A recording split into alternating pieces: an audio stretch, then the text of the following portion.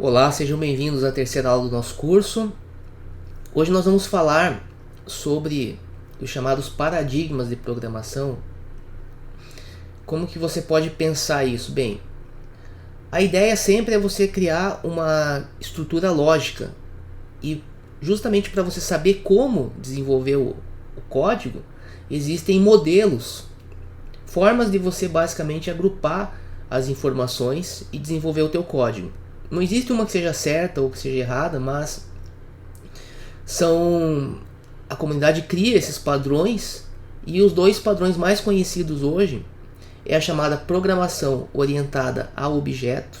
Não se assuste com o nome, vamos ver que é bem simples. E a chamada programação funcional.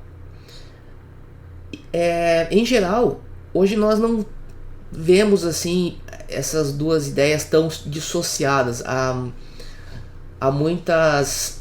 Na verdade, o que nós falamos que há formas de você escrever. Então você pode escrever um código utilizando uma linguagem, mesmo uma linguagem orientada a objetos.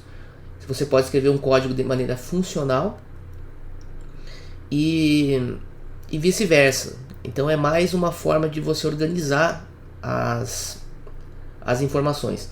Mas vamos começar pela orientação ao objeto, que é a mais conhecida, vocês vão ouvir falar muito por aí. Qual que é a ideia da orientação ao objeto? Você já deve ter ouvido falar naquela história do Platão, que tem um mundo ideal, daí tem um mundo físico, e que o mundo físico é uma cópia imperfeita do mundo ideal. Histórias filosóficas à parte, a ideia da programação a objetos é você justamente imaginar que você está criando um mundo ideal, né? E depois você vai concretizar isso. Então, em outros termos, a nossa blockchain, nós vamos primeiro criar o que nós chamamos de classes, onde eu vou ter as propriedades que uma blockchain real vai precisar ter. Então, todas as qualidades de um objeto, eu vou incluir ele no que nós chamamos de classe. O que esse objeto tem? Ele caminha, ele fala, ele anda, ou ele tem um carimbo de tempo chamado de timestamp, que nós vamos ver. Essas propriedades, nós colocamos elas no que nós chamamos de classes, e depois, por meio do que é chamado de métodos, que são muito similares a funções, nós vamos trabalhar, vamos concretizar, ou seja, atribuir valores. Então você pode pensar que, por exemplo, um bloco, no nosso caso, vamos criar uma blockchain, ele tem algumas propriedades. Uma das propriedades é os dados. Ele vai precisar ter dados, e esses dados eles são um conjunto de transações. Mas eu não sei que transação, eu não tenho essa transação. Como que eu vou acrescentar, por exemplo, uma transação para o meu sistema, etc.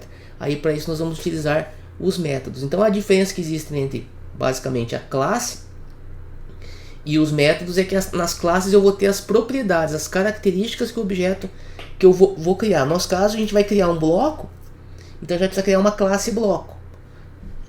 E depois se eu for precisar criar uma blockchain como sendo uma junção de blocos, é muito provável que eu vou precisar ter que construir uma classe blockchain. Então dessa forma eu vou organizando o código. Eu começo a criar objetos de uma forma isolada e depois eu vou juntando eles. Certo? É uma construção.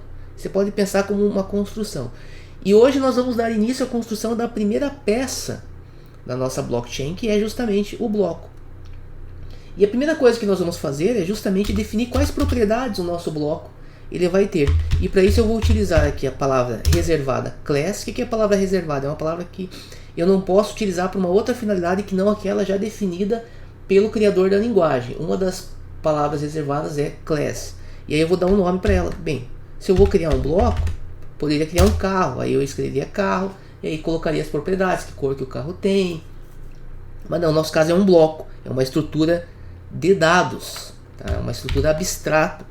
E nós falamos aqui que as informações elas são armazenadas em variáveis e estruturas de dados. Então veja, se eu acabo de falar que o bloco é uma estrutura de dados, o bloco nada mais é do que justamente uma estrutura de dados, ou seja, um local onde eu armazeno dados. E que dados que eu vou armazenar nesse bloco? Bem, eu vou armazenar nesse bloco transações. Esse é o dado fundamental de uma blockchain, principalmente como o Bitcoin. E como que eu faço isso? Aí eu tenho a parte da sintaxe. A sintaxe são regras que toda linguagem de programação possui. Ou seja, como que eu vou declarar a criação dessas propriedades? Como que eu vou escrever aqui dentro?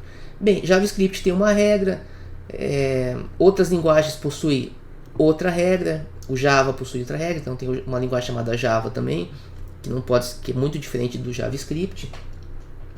E no caso aqui do JavaScript, eu escrevo this, uso a palavra reservada this, para dizer que eu estou me referindo a esta classe, ou seja, a classe bloco, ou seja, que essa propriedade é desta classe. E qual que é a propriedade? Eu vou colocar aqui data, no sentido de data, e eu vou dizer que o data é igual a data. Isso aqui é uma tautologia, mas faz parte da sintaxe da linguagem. Por que ele está dando um erro aqui? Vamos ver. Deixa eu ver aqui. Sim, precisamos obviamente do construtor. Aí toda classe ela vai ter um construtor. O que seria basicamente esse construtor? É conforme o próprio nome ele já diz. Vou colocar aqui, já vou explicar para vocês. O construtor, eu vou inicialmente os elementos que eu vou utilizar, as propriedades, eu vou passar ela aqui no construtor. Então eu preciso ter as propriedades. Nesse caso aqui, eu vou colocar, por exemplo, data. Então repare que agora o data está no construtor.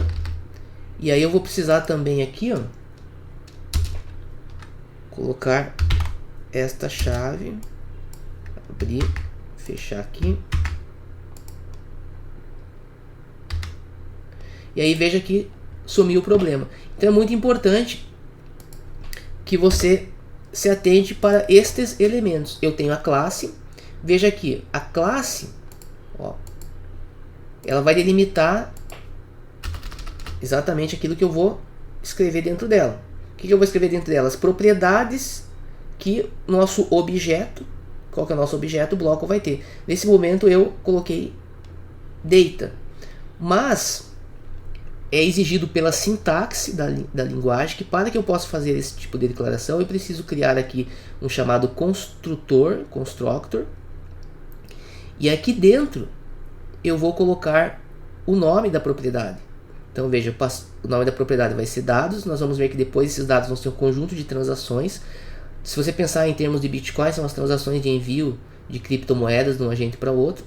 E aí eu vou dizer aqui que esses dados vão ser igual a dados. Tá? Sei que isso parece não fazer sentido, mas é a forma de representação. Toda linguagem tem uma forma de representar. O que você precisa saber aqui é a função dessa classe e desse construtor. A função é simplesmente destacar as propriedades que o nosso objeto vai possuir. Só que o nosso objeto é um objeto razoavelmente complexo, ele não possui apenas os dados, ele possui outras propriedades que nós vamos explicar no decorrer do curso.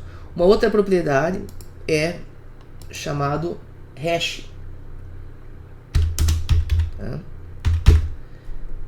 Veja que aqui ele fala que o hash está declarado, mas o seu valor não foi lido, porque ele presume que eu preciso utilizar essa informação. E onde que eu vou utilizar? Fazer a mesma coisa que eu fiz aqui. Então eu vou colocar this.hash igual a hash. Veja que é um padrão bem simples para declarar.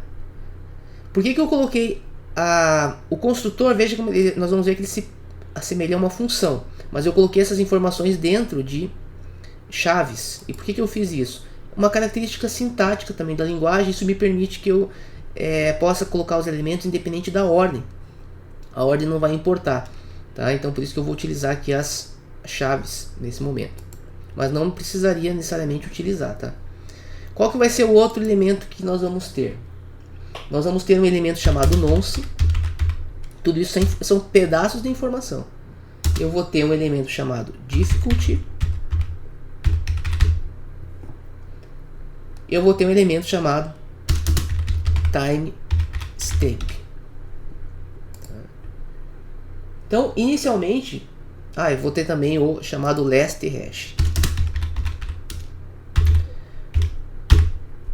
Tá? E aqui eu vou ter que, obviamente, escrever, né? This.last hash é igual a last hash.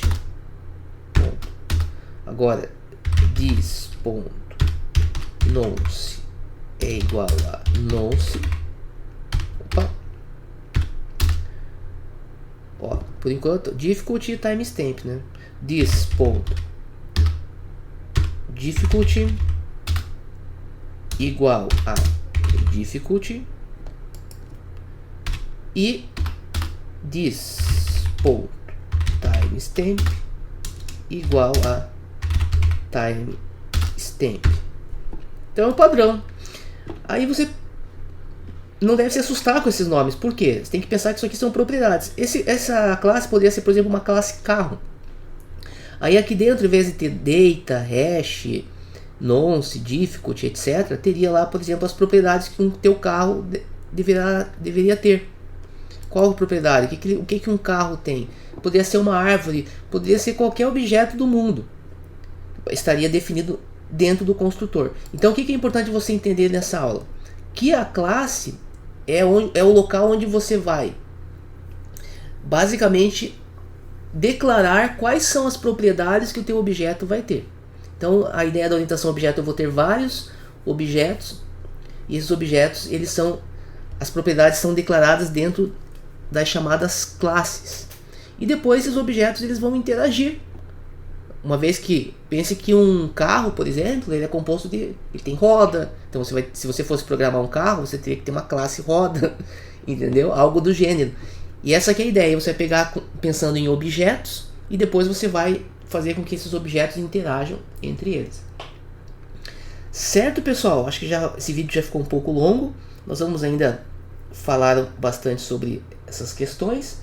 Então na próxima aula nós vamos entender um pouco, dar continuidade ao código, né? Nós já falamos que os dados são transações, tá? Então aqui você pode imaginar muitas e muitas transações. E aí nós temos essas outras propriedades aqui, que aí nós vamos definir elas numa aula específica falando especificamente sobre as características da blockchain. Então na próxima aula você vai ter uma aula específica sobre blockchain, e aí nós vamos dar continuidade no código.